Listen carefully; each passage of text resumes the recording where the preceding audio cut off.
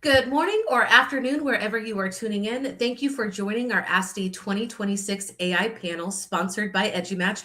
My name is Melody, and I am the director for ASTE.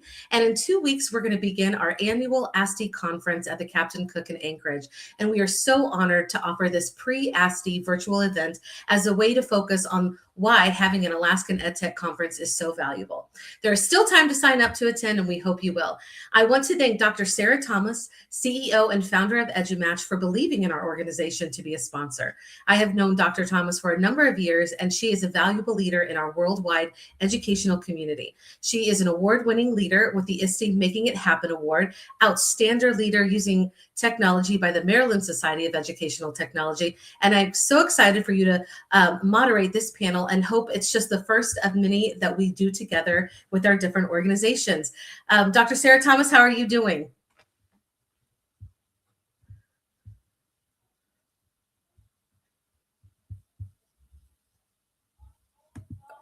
I think you're muted. Oh, there you go.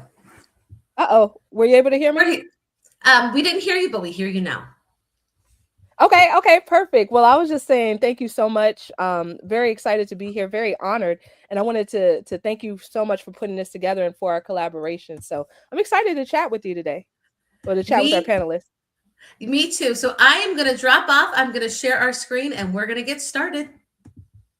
All right, fantastic. Well, welcome everyone, and thank you so much to Melody, as well as to ASTE, as well as for our panelists and our viewers for attending. So we're about to jump into what we hope will be an engaging conversation around the use of artificial intelligence. We definitely want to encourage interactivity in the chat, so you could share your ahas or your own questions. So Melody, if I could ask you if you could go back to slide 2, please.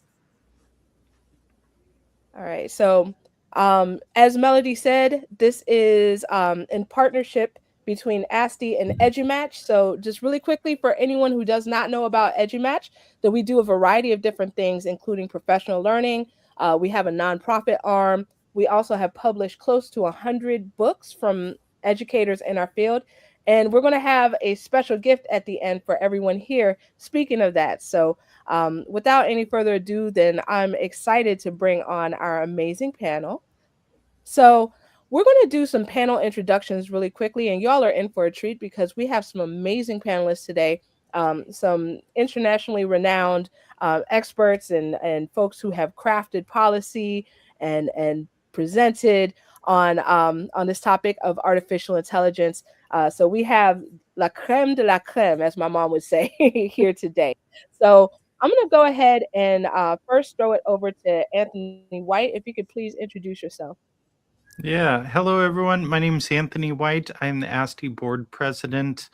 Very excited to be here with you all and with this panel. I also work for the Alaska Department of Education Early Development. I'm the computer science content specialist for the Innovation and Education Division of the department, and I have had the honor of helping develop an AI framework for the state, convening together educators and thought leaders throughout the state to develop this framework. And the framework is a living document. It is definitely not set in stone as this technology continues to advance at a very rapid pace. And I do feel that a lot of what we're going to learn at the ASTE conference and in this conversation alone is going to help us to continue to develop that that framework as much as we can. So very happy to be here with you all. We are very happy to have you with us, and you are so right. This is evolving at a breakneck speed, so definitely remaining flexible. That's one of the best things that we can do as educators in this space.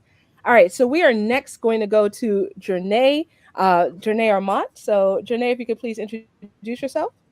Hey, it's your girl, Jornea, the savvy educator. Happy Sunday, everybody. I am so glad to be here. Right now, I am working as a senior program manager for Milestone Technologies in support of Google for Education.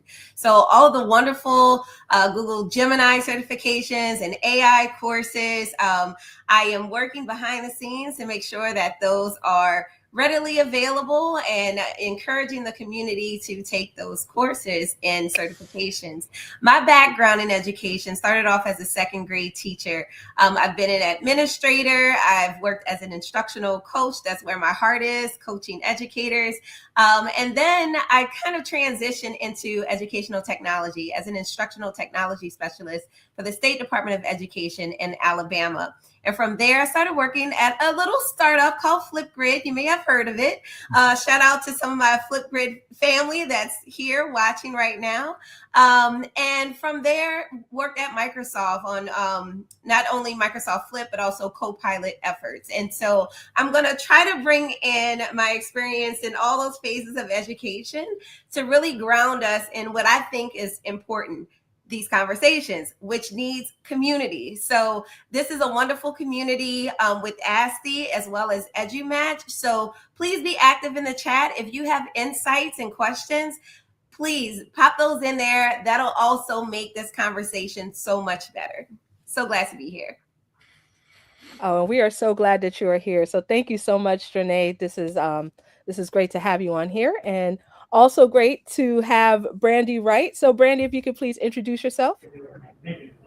Sure. Good afternoon, everybody, and good morning for those that are in the morning time zone. So my name is Brandie Wright. I am Brandie, and I do a couple of different things. I wear a few different hats. However, I will say that my journey came from like the technical side, right? The educational technology side, where I was a district technology coordinator for a larger school district in Virginia. And then while I was doing that work, I realized the importance of having an instructional foundation as part of my training, as part of my lens. And so I decided to make this huge career upgrade. Some people might think I was crazy for doing this in my 40s, but I actually went into the classroom in my mid 40s. And so I'm now a classroom teacher at a little micro school. We call it a micro school. We are few in numbers, but we are big in heart and in impact, right? So I teach at Yellowhab, which is a micro school in Norfolk, Virginia. However, I also do a lot of work with ASTE on the AI explorations course and some of the generation AI work that we've been doing. And so just really excited to connect with this larger audience, with the ASTE like family. So when Sarah invited me to do this, I thought, what a wonderful, connection. So Sarah was one of the first people I met at ASTE, and we have been learning together ever since. And so the lens that I bring to you guys, honestly, is always the lens through the learner. Whoever that learner may be. I love being the learner. And so many times my reflections or my response is really going to be from that. So it's not about the technology, but it's about the impact and the connection and the community. So thank you for having me. Oh, wonderful, wonderful. Love that. And I love that you have the heart of a learner. So that's amazing. Super glad that each of you are here. So Melody did a great job introducing me, but just to give you a little bit more background on me, this is my 21st year in education, and I've taught everything from 1st to 12th grade, all the way in that span, as well as in the Masters of Ed Tech program and in central office for more than a decade. So I am also founder CEO of an organization called EduMatch. A little bit about that on the next slide. We're not going to stay too focused on that because I know that y'all are anxious to hear the great answers of the panelists. So let's go ahead and go to the next slide, please. So a little bit about EduMatch. We partner with organizations such as Adobe and Google, and we work with schools and districts. We've worked with over 100 districts at this point, and we provided professional learning on topics like AI. Many people are looking for answers. So just to kind of give you context how this came to be, there's a lot of information out there about artificial intelligence. Not all of it is good, but our experts on panel today are going to help you cut through the fluff. We're going to keep it real for y'all today. That is our mission and our goal. So we're going to feature real questions from real schools and districts like yours and get some real answers. So just like they say, let's get ready to rumble. So we're going to get into our very first question. So our very first question is kind of looking at a scope and sequence. So what might a realistic pre-K to 12 progression look like? And what evidence would show that students are able to think critically with AI? So panelists, just let me know in the chat if you would like to jump in on that one.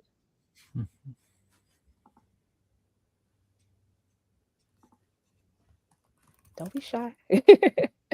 All right, great. Let's go first to Brandie. Yeah, so I just wanted to jump right in. That word progression, honestly, it may sound real formal. And so I know people have, different district progressions, right? You might think of a progression that's been posted public facing, right? What does this 3 to 5 year plan look like, right?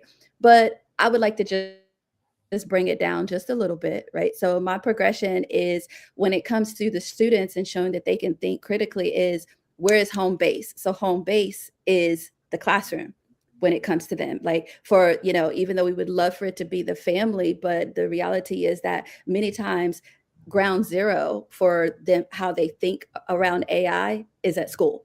So that progression looks like, how are we introducing this to them in a real scenario, not what they see in media, not what they see in the games that they play, not what they see, in different areas, but what does this really look like? How can you use AI to, when it comes to your questions, and then causing you to ask more questions? How does it cause you to look at something and weigh it? Is it real or is it not?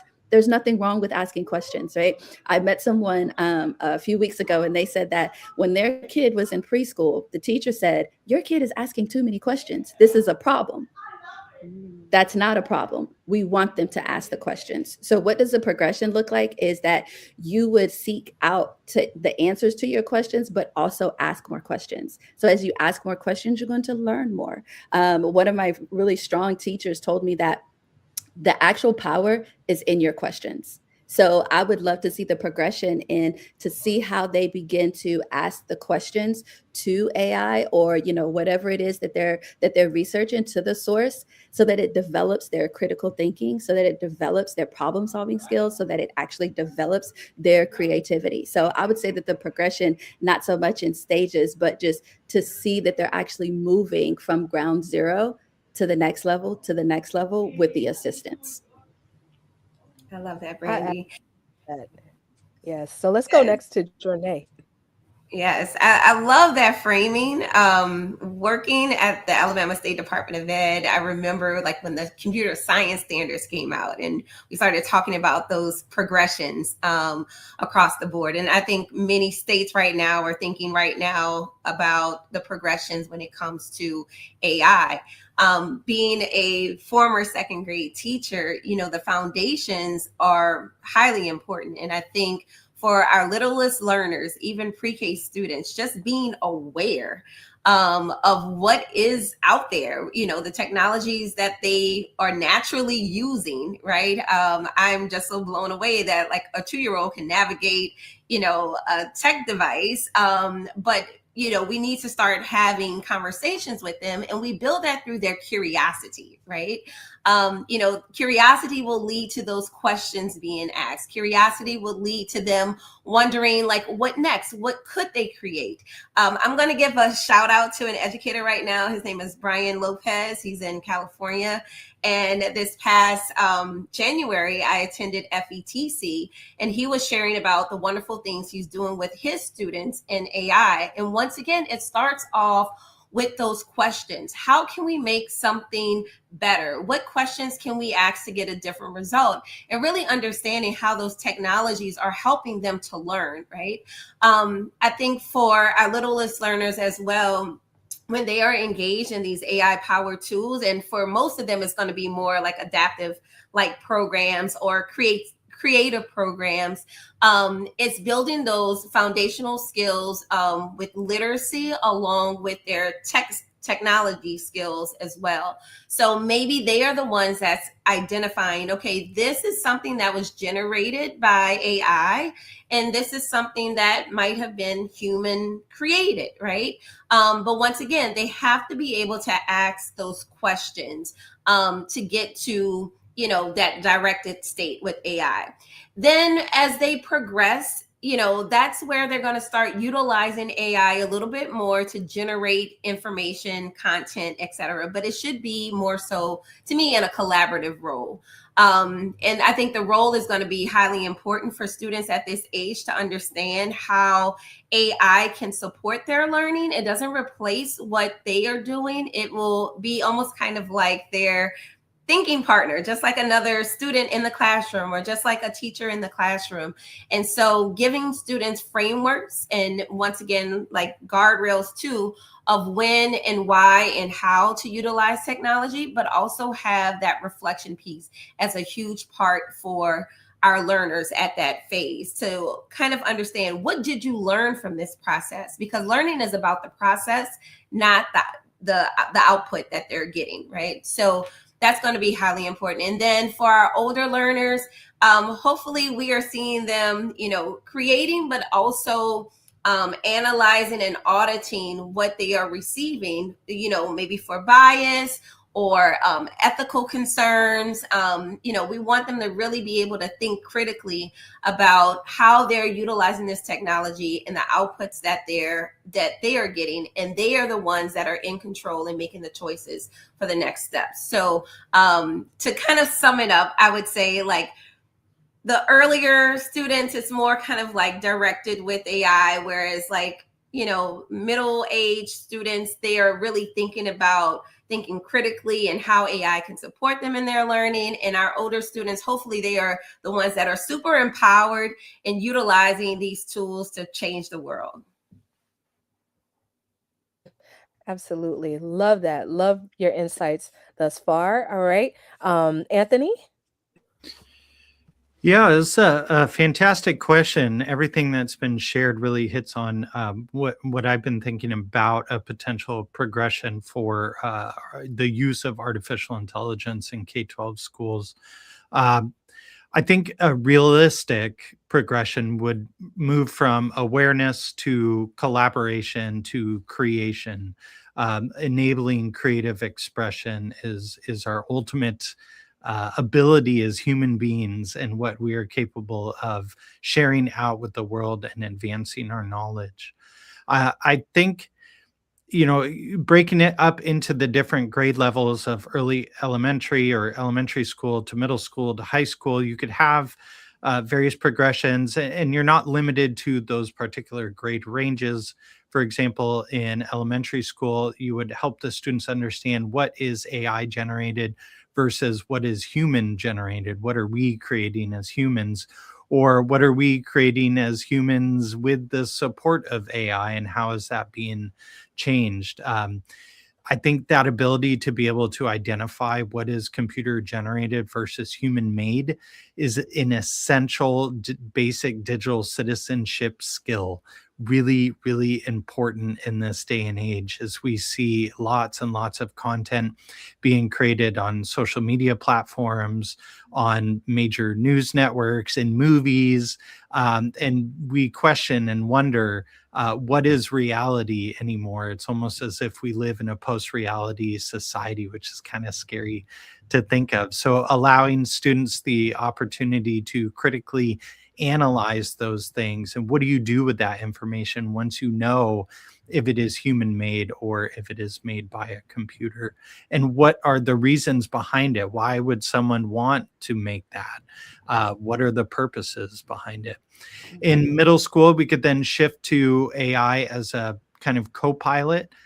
Look, kids were using AI in a sense before similar technologies, aka Google, in the past to find information. Before that, when we were in school, it was going to the library and looking up encyclopedia. This is information someone else has already generated and created, and we're learning how to critically analyze that information.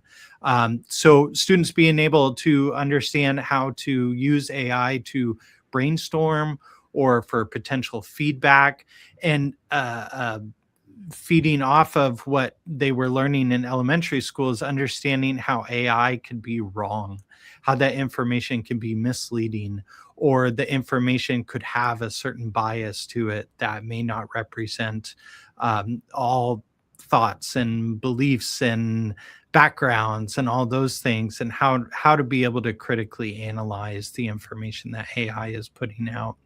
And then in high school would be fluency and ethics, really delving into the ability to create prompts, critique outputs, really critique the information, and understand the bias and architecture behind the tools that folks are using. You know, students should not necessarily be using it to turn in a final essay, but I would argue the point of why are they writing an essay in the first place? Why?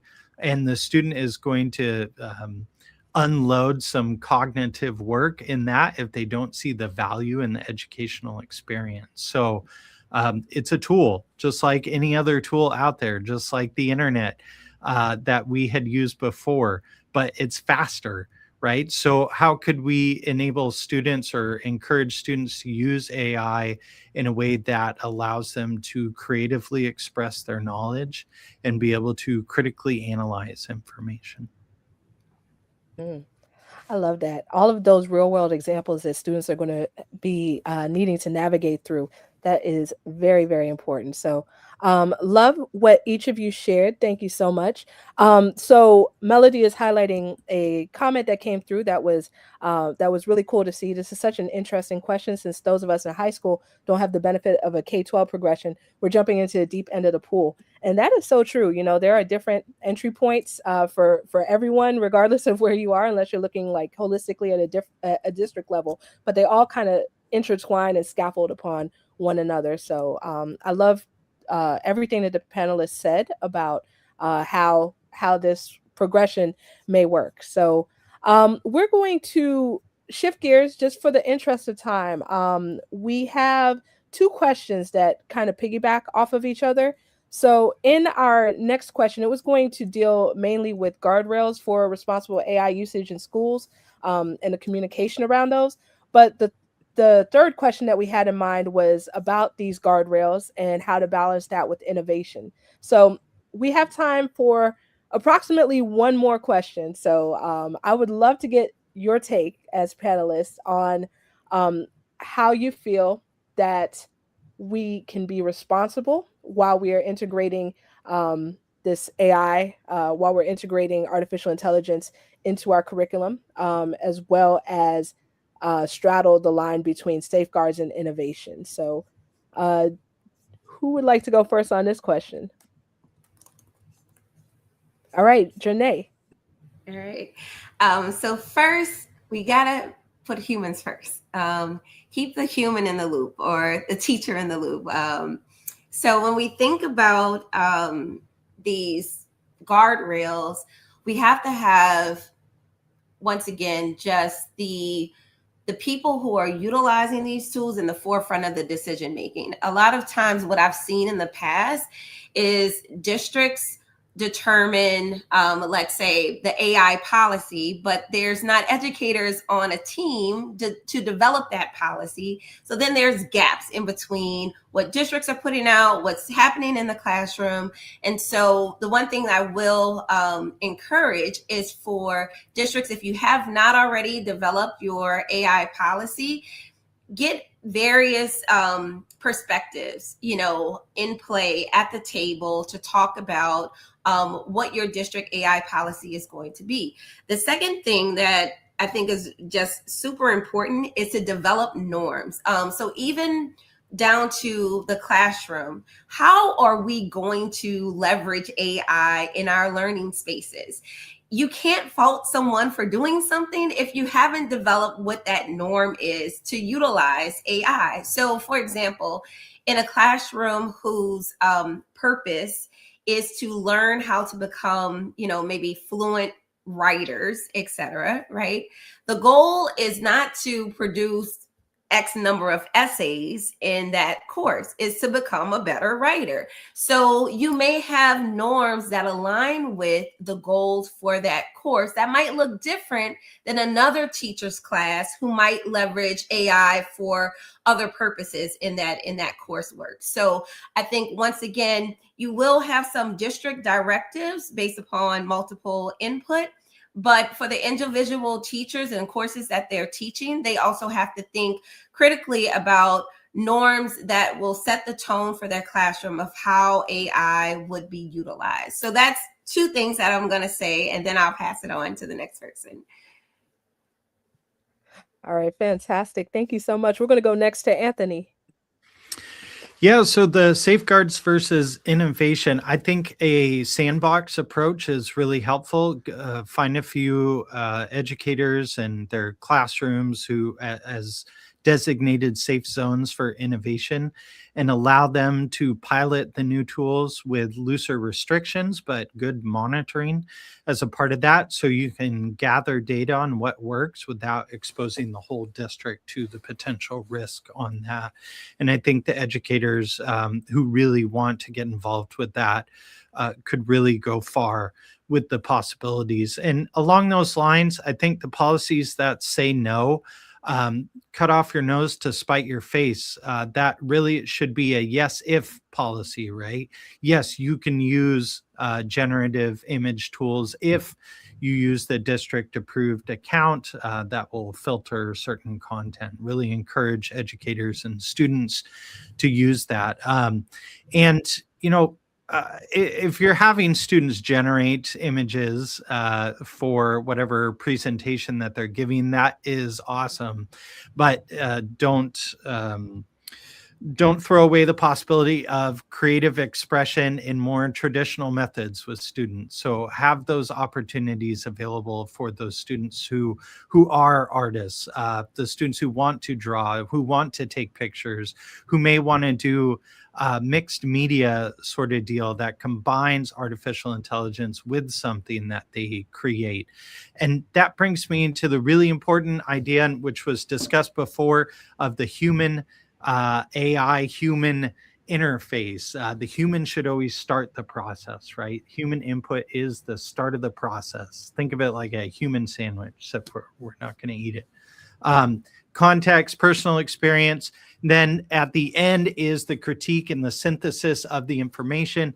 And in the middle is the AI, which is kind of helping handle the messy middle part. So if students are creating a presentation to kind of document what they are learning, that the AI could kind of help them with the process, but ultimately they're in charge of what is presented at the end.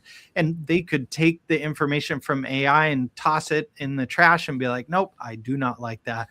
I've done that many times myself, but it helps get those creative juices flowing. I do think bringing back oral defense for students is pretty important. That's an authentic task. They may not have access to AI while they do kind of a viva voce experience where they explain their reasoning, proving that they know the material better than the input has been written out by AI. So they really have to synthesize that information. Writing is always key, and problem solving. Authentic problem solving opportunities is so essential. And my gosh, I wish we could have more opportunities for students to create solutions to problems that are in their community, problems that exist around them that are affecting their families and their communities. And this technology is here. And for the most part, it is free for them to pretty much do whatever it is that they want to do with the support of artificial intelligence.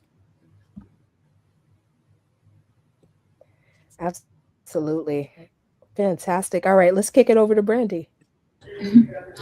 Thank you. So what a great tee up from the other panelists. So I will say that the first part I want to start with is the two things that are really necessary are clarity and connection.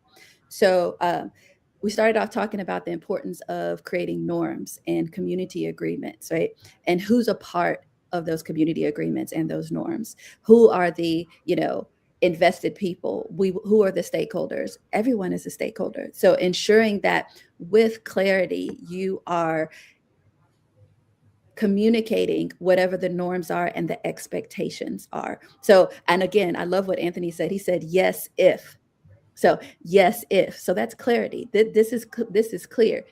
Yes, you can do this if you do that, right? You are making, and then you're making the connections. So to make the connection between where you are and where you're going, what is the connection on why The connection is how, right? So how are you using AI and why? Again, and I love what Anthony said, the bringing back oral, defense. So that's actually what I plan on doing for this upcoming semester for my 7th and 8th graders. I am shifting my class into a debate. So now it's going to be around debate. And each week we will be debating a particular term around technology, because that's our term theme. So what they're going to have to do is, yeah, you may use AI, but then I need you to debate against that and figure out, so how do you know what's real and what's not? Where are the loopholes? Where is the cultural, relevancy, right? Where's the bias, like what we said earlier? So because we know that it's there. We know that there are some things there that aren't true. There's some great things. So again, with clarity, we want to communicate to our learners. With clarity, we want to, the leadership needs to communicate to the community with clarity, right? The leadership, the district leadership, the state leadership. I love how, these states are coming up with what does the state say? What does the Department of Education at the state level say about the use of AI in education? So, and when that comes with clarity, what you'll see is innovation, because with clarity, it opens it up for innovation. You don't feel like this is a no automatically. The clarity opens up the mode for communication, innovation, for people to really push past their boundaries, for them to feel like, well, no, this is actually a benefit. This is not something that's coming down that's going to hinder the learning. This is not going to hinder the classroom, environment. This is not going to hinder creativity, but it's actually going to open it up. So I truly do believe that if these things are communicated with clarity and you make the connection, we know for sure that when a student feels connected to whatever it is that you're teaching, they'll be motivated to do it. You won't have to chase them down. You won't have to tell them what they can and what they cannot do, because they're connected to the purpose. So again, clarity and connection. I love that. And with EduMatch, we're huge fans of connections. So that is an amazing way to round us out. So before we go, just wanted to throw it back to y'all one last time, just for any final words that you have. And as well, if you could share how folks can stay connected with you, because you all three of you are phenomenal. And I'm sure that people want to continue learning and growing with you. So let's go first to Jornea. All right. I guess my final words to leave everyone is to remember that innovation should always protect the learning process. So there's a science behind why we learn. So if the innovation is going to replace something, we're missing the mark there, right? So definitely think about that, have that in the back of your mind. And as our other panelists shared about changing the types of ways that we are asking students to show their learning or their assessments, et cetera, think about how you can leverage AI for those scaffolding supports to get students to be able to master, knowledge and skills in a way that maybe they could not have beforehand, or make it more possible for many of our students. You can stay connected with me on all the socials. I'm on LinkedIn with Jornea Armant, and also on Facebook, on Instagram, on X as Savvy Educator. I would love to continue the conversation. This time was just so short. I wish we had more. Absolutely. Thank you so much, Jornea. All right. Next up, Anthony, any last words from you and how to stay connected? Yeah. So, I mean, there is so much out there with this technology, and it truly is moving at breakneck speed, and it's hard to keep up. So just try what you can, try a little bit, dip your feet in the water. Don't try and assume that you could do all of it. Some of those things that are really key is the ability to know how to prompt effectively, to be able to get out what you need from the AI. And then if you're not getting the results that you want or that you need, that it's okay to say that this output is garbage and you could just throw it away and go the old route of just writing it down or talking with someone else or having a conversation with other educators like we are today. And then I think the other key is just knowing when not to use artificial intelligence. And I know educators think about this all the time, is that personal identifiable information, the PII, and how important it is not to feed that into the system that just kind of keeps regurgitating the same stuff. And that's really important. And then cultural information. I mean, I think about this a lot in Alaska and how we would love to have Alaska Native populations in the state find ways to effectively and innovatively utilize artificial intelligence. But is there a want and need, and do they want to feed their information into this system? And I would say a lot of people would say, no, I do not. That is our information. So just finding ways to make it unique to whatever population it is. And yeah, just have fun with it. Allow creativity. Like that is the pin of all my philosophy in education is creative expression. Without that, what are we as human beings? You can get a hold of me on LinkedIn, I guess. I'm not really like I'm not a tech savvy when it comes to social media. But if you do want to find me in person, I'll be at ASTE in 2 weeks.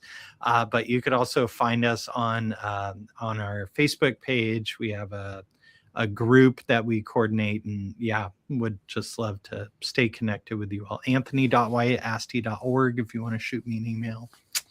However you want to get a hold of me. And thank you all so much for putting this together.